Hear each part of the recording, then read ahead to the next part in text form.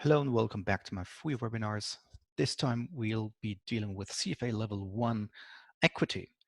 This time it's about equity. We'll be dealing with indexes. So I prepared something for you. Look at this. Look at this. There's the security market indexes that we'll be dealing with this time. We'll be talking about index construction. That's the thing for now. Index construction needs a deep insight into index weighting, first of all, into index management. So we'll be talking about price weighting, equal weighting, market capitalization weighting, and fundamental weighting. We also need to understand what is rebalancing, what is reconstitution. All of this is very important when it comes to your next CFA Level 1 exam. So let's start. Let us start. There are the questions I sent you, and those are, if I can just show them to you again on my website. Here they are. Here they are. Like, first of all, suppose stocks from the Business Valley, Securities, Stonehill Farms, and Uniromo developers described as follows. So there's price. There are prices at the beginning. And let's say there is a 10% increase in one single price, in one given price. Now, there is an effect. Of course, there is an effect. And the question is now, the percentage change in the price weighted, in the price weighted index, supposing that the divisor does not change, is best described as, if I can clarify this answer, either 1% or 2.6%, or it is 3%. What do you think? What would you think? So what is a price index? If there is a price today and there was a price yesterday, or if there is a price today and there is going to be a price, another different price tomorrow, there's an absolute change in price, in dollars, in euros, and anything. And there's, of course, a relative change, a percentage change. And that's the one we'll be dealing with in this webinar, the percentage change. So question A, we need to further examine question A, question 1, I'm sorry. And what's the answer to question 1? So the price index is equal to this. There is a sum of prices today in the first period, and there's a sum of prices in the next period. Let's look it up. What's the sum of prices? 50, 60, and 40. And now there is a 10% price change. There is a 10% rise in the price of one single share. So what's going to happen? That means, if we can sum it up, that there is 150 euros or $150 in period T, which gives us, if I can just write it down, the sum is 50 plus 60 plus 40 equal to 150. And the next period is different, of course. As I said, 50 plus 60 plus not 40 any longer, but 10% higher, which means, and which gives us 44. So it's equal to 154. Now, if we divide by 3, of course, 150 divided by 3 equals 50, the average price. And now this divided by 3 gives us an average price of 51.33, which means that the price index, as we look at the average prices, is 51.33 minus 50. So the price of today minus the price given in the last period divided by the price of this last period. So it's always looking at the last period. So the price change from the past to now divided by the past price, divided by the price of the past, which is equal to 2.667% if we can round it to 3 decimal places after the comma, behind the comma, which gives us a true answer of B. B is the true answer because that's the answer to the price, that the percentage change in the price weighted index is 2.67%. That was that.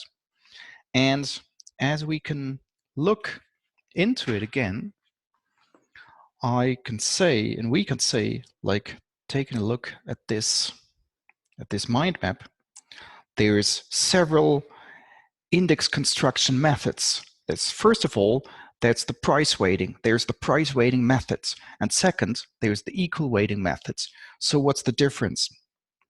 What is the difference? I'll come to the next question right afterwards.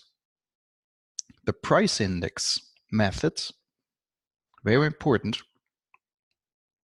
That could be your question in next CFA level 1 exam, right? So the weight of a given security, of a given constituent security, is PI, the price of that security, divided by the sum of all prices when the index J runs from 1 to n. That's it.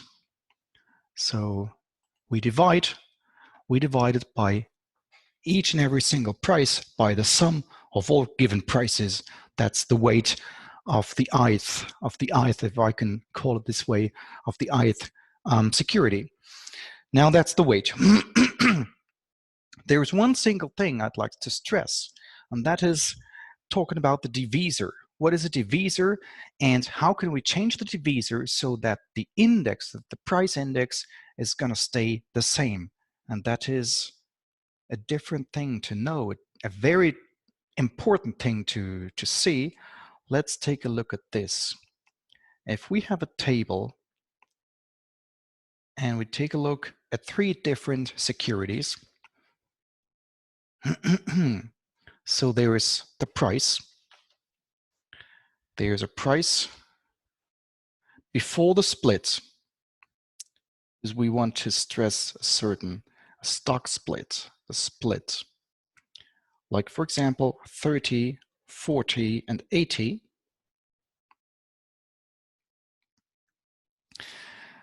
Which is, as a sum, 150. And given the divisor of 3, that means that the index, that the price index, of course, is 150 divided by 3, which is equal to 50. So the price index is 50, first of all. The index value, first of all, is equal to 50. Now, the thing is, if there's a stock split, for example, a stock split of, what did I say? I think 4 to 1, yes. 4 to 1 here. There's a stock split in security B, and that means that for each and every part, there's a different price. So if the price after the stock split is considered, price after the stock split, after the split, it's no more 40, it's of course 10. 30, 10, and 80, isn't it? The weight, the thing is that the weight is changed.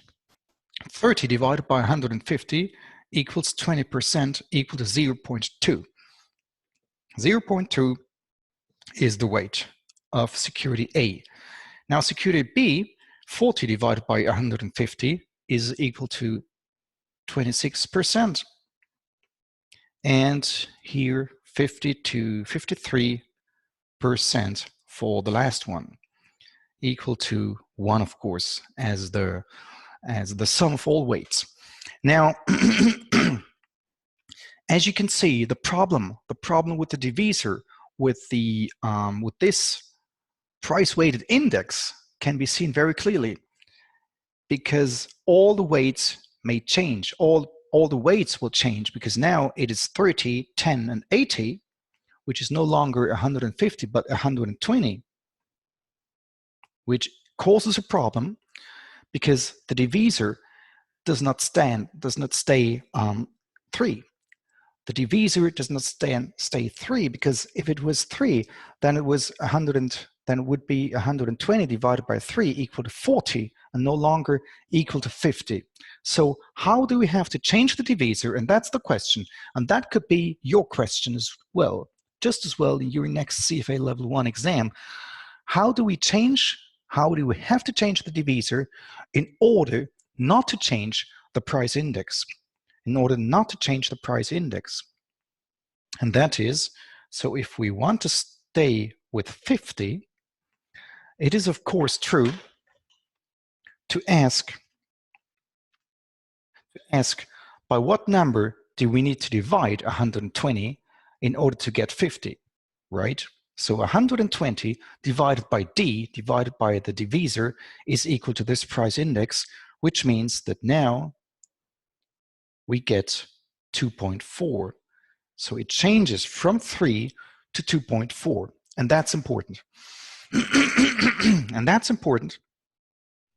Of course, the weights themselves, they change from 20% to 25%, from 26% to only 8%.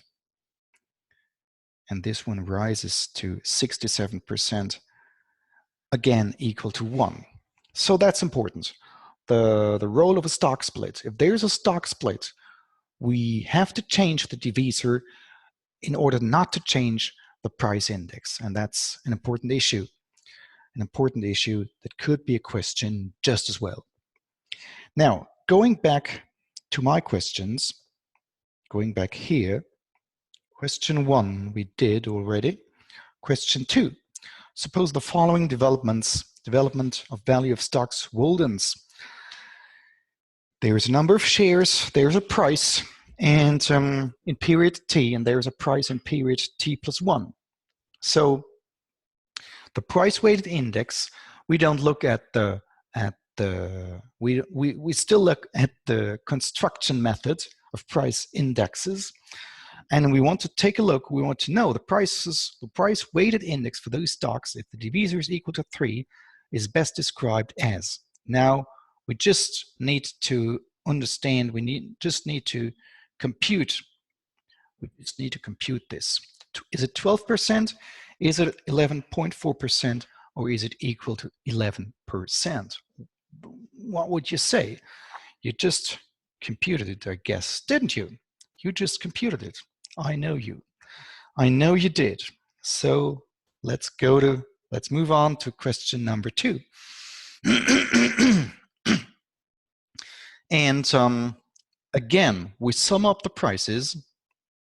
We sum up the prices equal to 30 to 35 and to 40, 105. That's period T, and then period T plus 1. That's another sum, 32 plus 40 plus 45. When taking a look into the table, yes, that is that.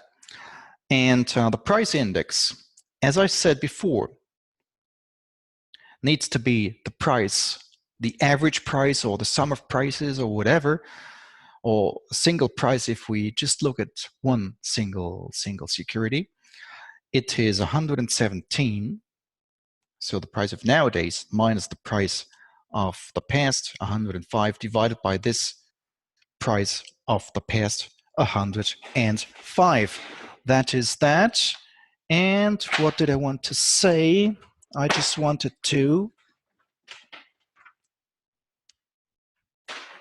make sure the computer stays alive. Please give me a second. Now,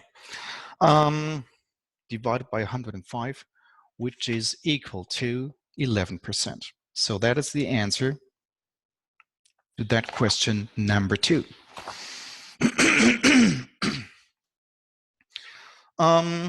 Question number 3. We don't want to look only at price value indexes, price weighted indexes, but of course, there's also other construction methods. For example, the equal weighting. For example, the market capitalization weighting. So there's different ones. And as we move on to heavier ones, there's the value weighted index for these stocks E, F, and G in question number 3. Question number 3 here. The number of shares, the price in period T of, let's say now, and the price in the future, T plus 1, so the next period, the following period. The value weighted index for these stocks, EFG, is best described as 12%, 12.5%, sorry, 13%, or 12.53%.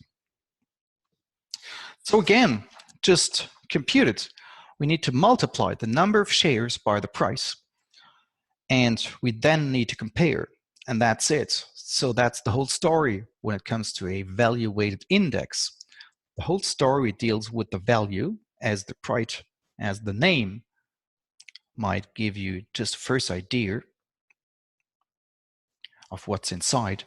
So as we see, the value weighted index is equal to the number of shares, 1,000, times the price, 32, and then again, just take a look at the others.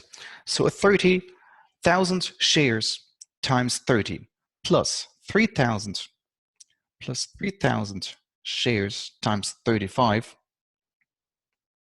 plus, what was it, 6,000 times 40, which is the price of period T, and I should change 1,000 times 40. I'm sorry, because we need, of course, we need to put period T plus 1 into the numerator. 3,000 times 40 plus 6,000 times 45. So period T plus 1 divided by period T equal to the price index that has a base period of T, of capital T, and a current period of T plus 1. So divided by a numerator of 1,000 times 30 plus 3,000 times 35 plus 6,000 times 40, and that is, I would say, 1.12533, equal to or leading to an index of 12%, of 12.533%, which gives us the right answer, A. So A is the right answer. I'm sorry. Oh my God, that's very close. I just remembered 12.5, but answer C is closer. Answer C is even closer to this answer A. So just be aware of that. This could happen in your CFA exam just as well, so that the answers are just very near by each other. That was question 3, and the answer to question 3 was and is C. That was the computation thing. That was the computation. Now talking about some verbal stuff. Question number 4. When dealing with question number 4, where was it? Here. Question number 4. A price-weighted index, such as the Dow Jones Industrial Average, is best described as a geometric mean, an arithmetic mean of current prices, or an arithmetic mean of historic prices. What would you say? The thing is, geometric mean can be used only if we're talking about, like on a bank account, there is $1,000 now and $1,100 in 1 year, which means 10% rise. So if we go from 1,100 to 1,200, it's another percentage point. It's another percentage rise. So if we multiply those rises and we need to put 1 before the comma, we're talking about geometric means, and the geometric mean is just the average rise. It gives us the average rise. So the geometric mean can't be the right answer. The geometric mean is not the right answer. The right answer, of course, to this question 4 is B. It is B. So the arithmetic mean of current prices is or gives us the Dow Jones Industrial Average. That was question number 4. Sorry. Now, again, talking about the divisor. Next question. Talking about the divisor. Their prices before the split and their prices after the split. Prices before the split 40, 30, and 20, and 20, 30, and 30. So they're splits. And we need to compute the value as we did with this question that I just invented half an hour ago. So what is it? We have 40, 30, and 20. The sum of prices now before the split is equal to 90. Is equal to 90. Question number 5. So 40 plus 30 plus 20 is equal to 90. That's before the split. That is before the split. And if we divide by 3, of course, we get an index. 90 divided by 3 equals 30. That's the result. Now, the next sum is 20 plus 30 plus 30, giving us 80, of course, 80. And now the question is, by which divisor do we need to divide in order to get the same price index? What would you say? What would you say here? And the answer is, so as I can just write it down again, we divide by D, not knowing the D, the exact number, but we want to get 30. We want to get 30 just as well.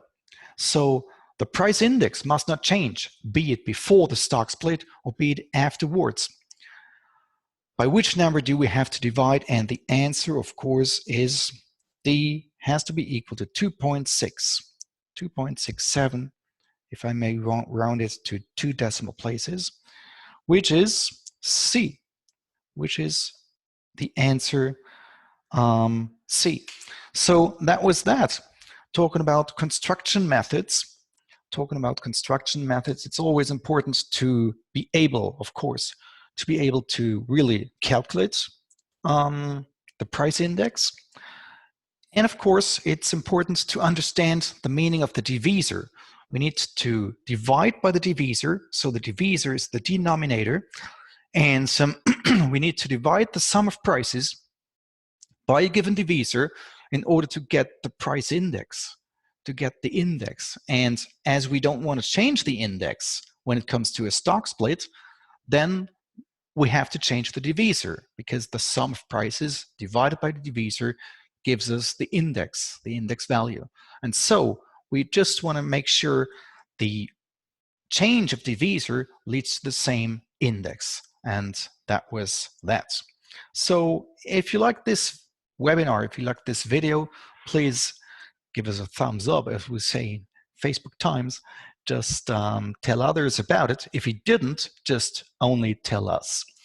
And again, I want to make sure that I told you about our webinar that is going to take place in November, next one, November 2018, the webinar that is going to take place in order to help you prepare for your CFA Level 1 exam. For your CFA Level 1 exam, and that is a 5-day webinar taking place in November 2018. 5 days in a row. There is one webinar in English and one webinar in German.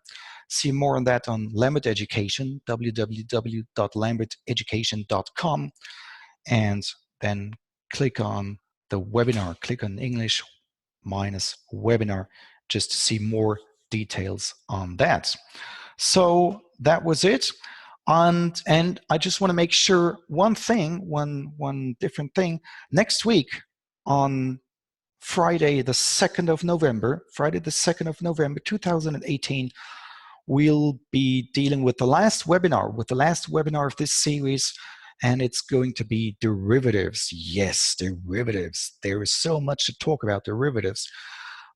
European options, American options, call options, put options, and of course, binomial trees and fiduciary calls, and so on and so on. I'm looking forward to this, to next Friday.